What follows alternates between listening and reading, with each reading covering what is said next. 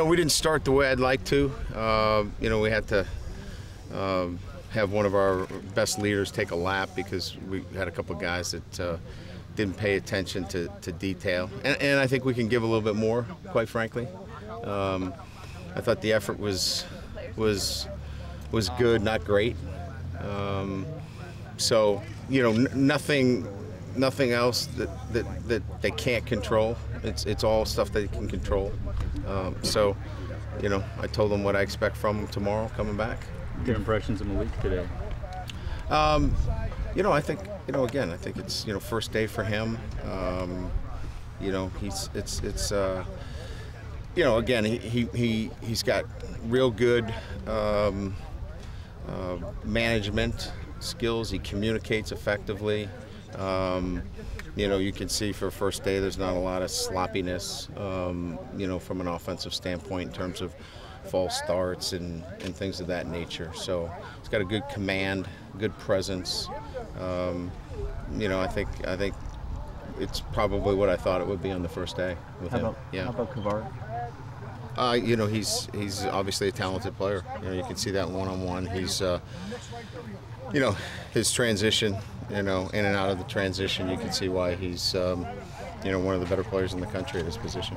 How important do you think a day like this is for him after all he's been through, just to be back out here officially with the team and everything playing? I'm sure. I mean, it's hard to, put myself in his shoes, but, he just loves football. And so I'm sure it's a big day for him to just get out here and play. And you can see a smile on his face. And so you feel for him and so happy that he's able to get past all the things that have been in front of him. It's been long. He's had to work hard to get back here. And all the credit goes to him in the sense that, he's really had to sacrifice a lot to get back to Notre Dame. And that's why it's great to see him out here. And putting, the way you guys started aside just to be back out here as a team, what's that like as a coach, just to be back out here with your guys? Yeah, I mean, obviously this is what we live for, as coaches, is to see our guys in the development. And, I think there's a lot that we like. There's a lot of things that we do like, but we know that's a process for us, and today's just day one. Coach, how good will... You talked a lot about establishing culture yesterday. Just how important is it to get that message across in day one of training camp? Well, it's been a process of every day establishing. We've established culture since we got here. It's been fine-tuned to what we're expecting with this group, this team, the 2015 team, because we think we've got the parts, but the parts have to be running together. So the emphasis is really about, we know we've got the individuals. It's about coming together, and so emphasizing that has been the focal point really since January workouts. So this is just an extension of that, and it would be crazy for us now to all of a sudden forget culture and go all to scheme, right? So we stay on point and continue to talk about how important it is, to come together as a football team. And I know you guys have just a few days down here. What do you want to see from your team while they're down here at Coleman? Well, I want to start fast. We didn't start fast. I think as a football team, it's important that we get off to better starts. And we play Texas, we play Virginia. I just told our team it's going to be 100 degrees and 90% humidity when we go down to Virginia, and they better use this opportunity from a conditioning standpoint. You're going to play Georgia Tech early, you're going to play Clemson early. You got to get off to a fast start. So the way we start practice, the way we do everything, we've got to get off to a fast start. So with that in mind, will you try and coming down here? When you guys decided to start coming down here, and obviously Marion before, how important is that for culture to be down here, away from everything else, and just being together as a team? Well, certainly, what we get here is our guys can focus on being teammates. They don't have any distractions. Their parents love them. They love them too much because they certainly can't do any wrong, and we know that when they come back. So it's great for them to be around their teammates and their coaches, and that's really about putting your team together. Times like this, when it's just about football, there's nothing else going on here. There's no visitors. It's just football, and so that's where you start to really build the football team. Brian, I know it's early, but what were your impressions of Brandon Wimbush today? You know, he's got obviously a lot of the things that we thought, Eric. He's got a strong arm. He tries to overpower a lot of the stuff. You know, I think some of the things that jump out, you know, he's using some footwork that doesn't sync up to some of the things that we're doing. So we'll work on some of those things. But he's so bright, wide-eyed, extremely coachable.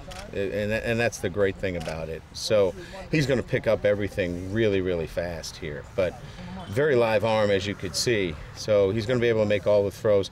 We're going to have to catch up his footwork. I think once we do that, I think a lot of this stuff is going to come to him quickly. Anybody pleasantly surprised you today?